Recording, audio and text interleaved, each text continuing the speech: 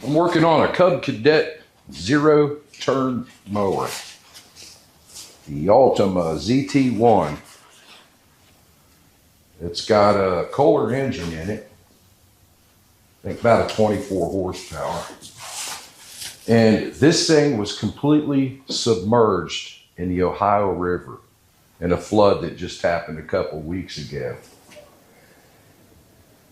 The owner pressure washed everything and he was surprised that it wouldn't start.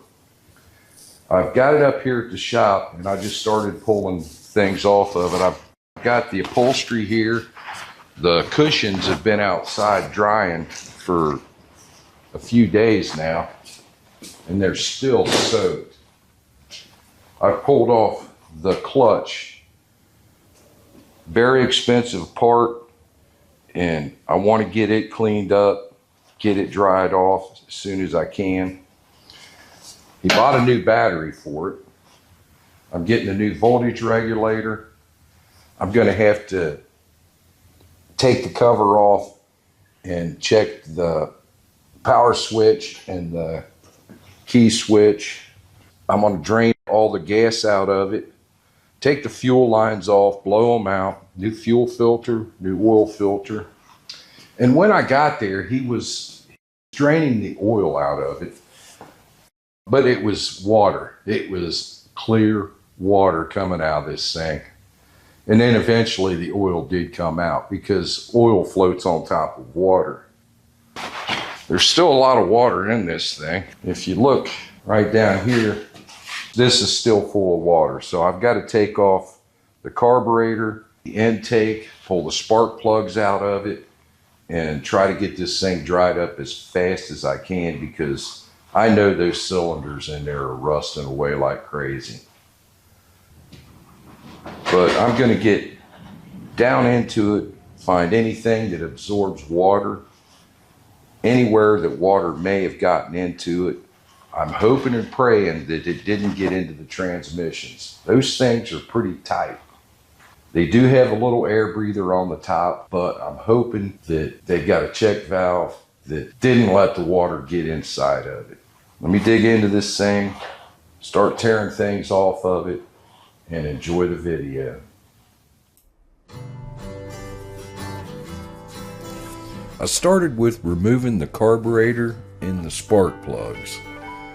I didn't take the intake manifold off. I just turned the engine by hand and took my air hose and blew through it and got everything out the best that I could.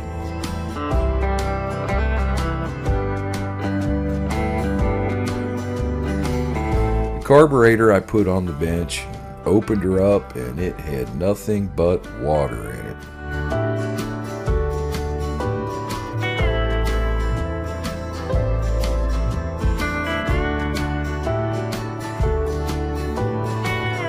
I rebuilt it, didn't need any parts other than the 2 gaskets that came off with it. Those things turned to mush. They don't stand up in water.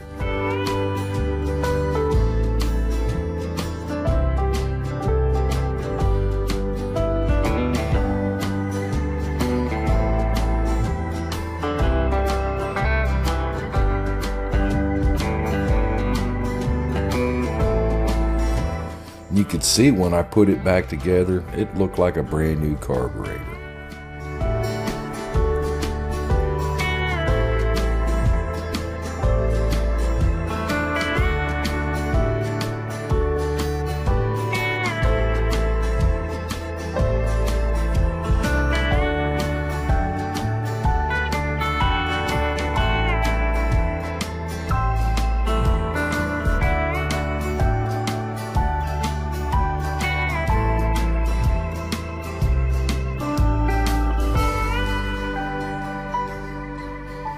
When I disassembled the bottom half of the starter, you can see that it was filled with mud.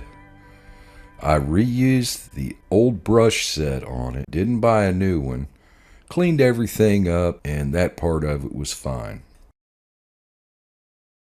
I've got a little bit of oil down in here, and I oiled the shaft up on the top. I got to put my brushes back in. And if you've ever bought a new brush set, they'll come with this little wire thing. You can make these. You just put them up through there to hold that brush. I've got them held up in there with that wire. We'll hold it like that. Take the little wire thingy and put it up in there like this, where it holds your brushes together. Slide it up in place. Oop, and pull them out. Your brushes are installed. I pulled the flywheel off to clean all the crud out from under there. Also to make sure that the flywheel didn't rust to the shaft.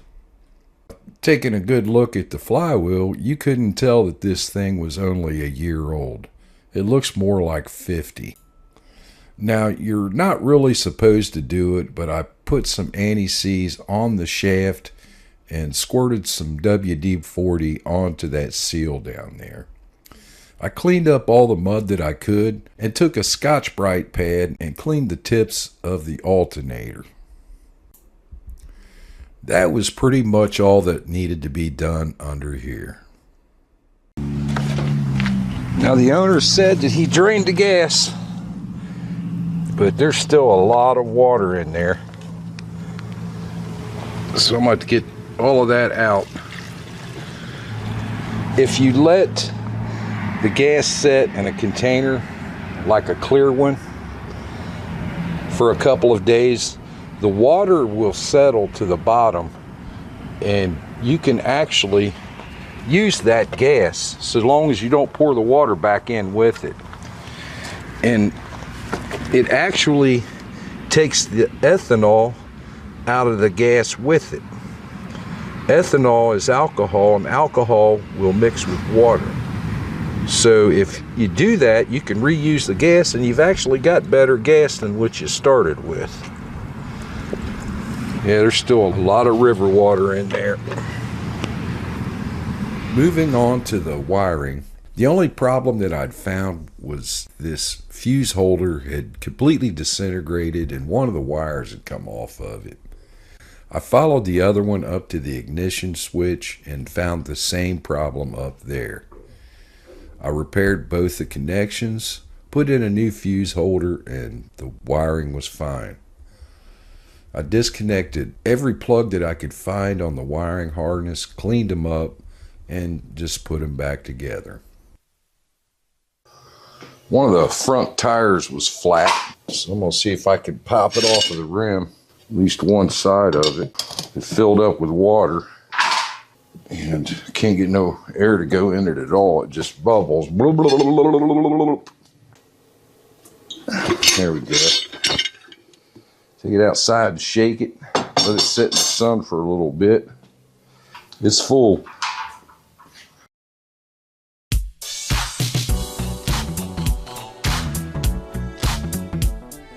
On the mower deck, the spindle assemblies and the bearings were filled with water.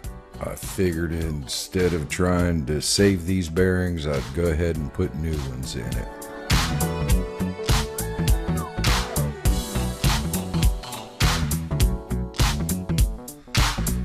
On the other side, I only had to replace those 3 pulleys.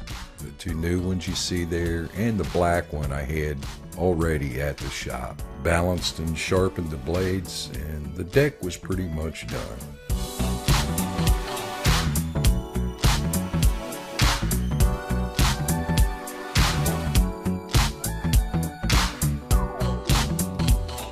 Another place that I knew would especially be a problem in the future were the hubs and axles on the rear end of the mower.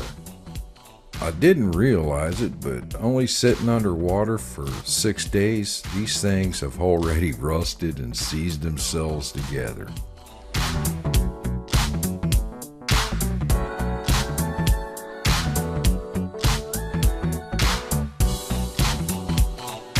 I tried using a Scotch-Brite pad at first and just didn't seem to do the trick, so I ended up using some 150 grit sandpaper and just sanding the rust off the axle.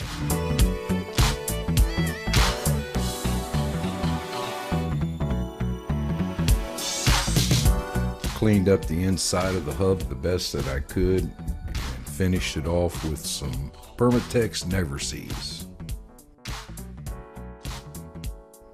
Slid on nice.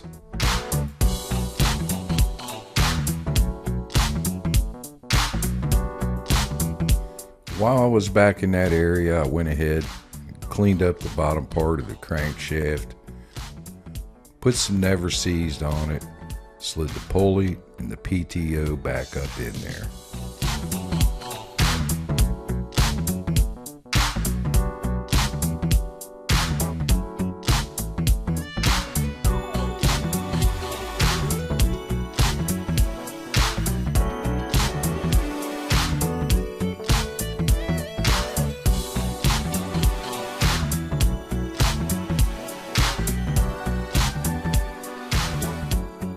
Yeah, I got gas in the tank. Might have to dump some in the carburetor to get it to fill up. It's ready to be started right now, so let's try it.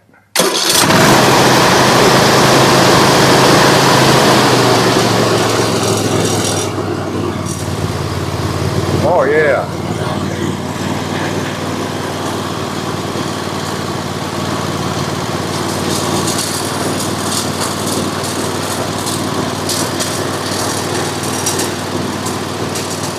Now, if you remember, the engine was filled with water. I'm going to change the oil twice in it.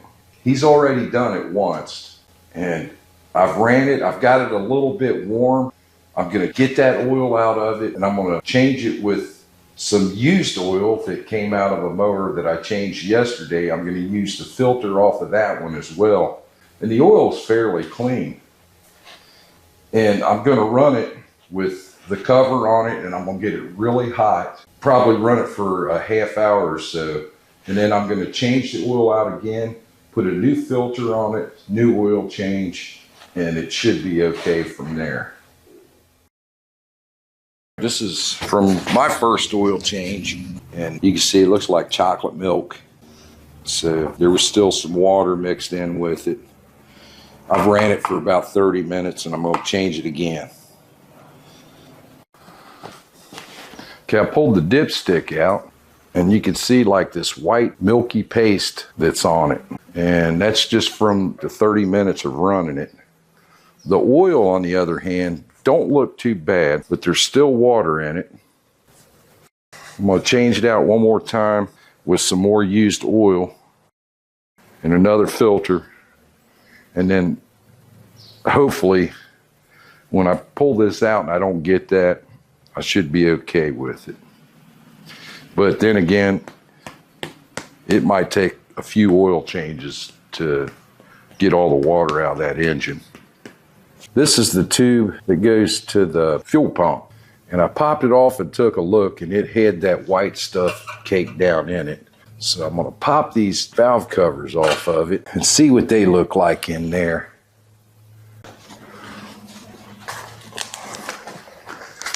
Yeah, here's inside the valve cover. And man, there's just a lot of sludge in there. So I'm gonna get this cleaned out. I don't know how deep I want to dig into this thing, but I've got to get this water out of this engine. I mean, get that other one off of there. Now install it. I've got this surface clean as well. Get one screw in it.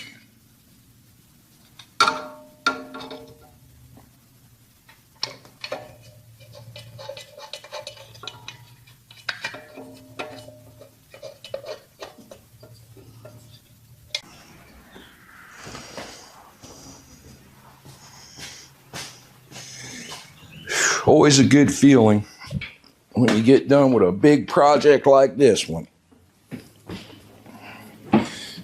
And it starts right up and everything works.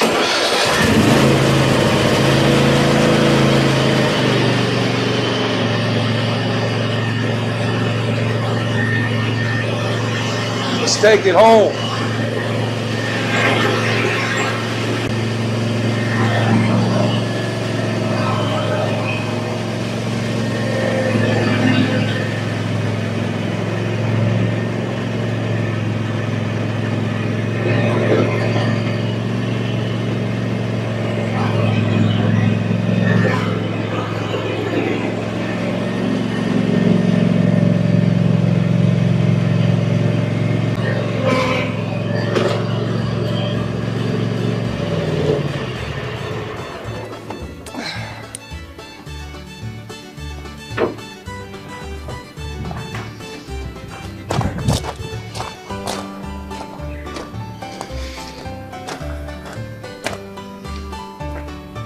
Well, that one was a success.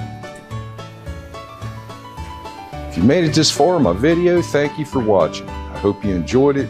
Hope you got some good information out of it. Remember to hit that like and subscribe button on your way out. Got a lot of videos up there. Got a lot more coming. Ring that notification bell and you'll get notified as soon as I put them up. Remember, stay safe in the shop, stay safe in the water, wear your life jacket, and have fun. Thank you for watching.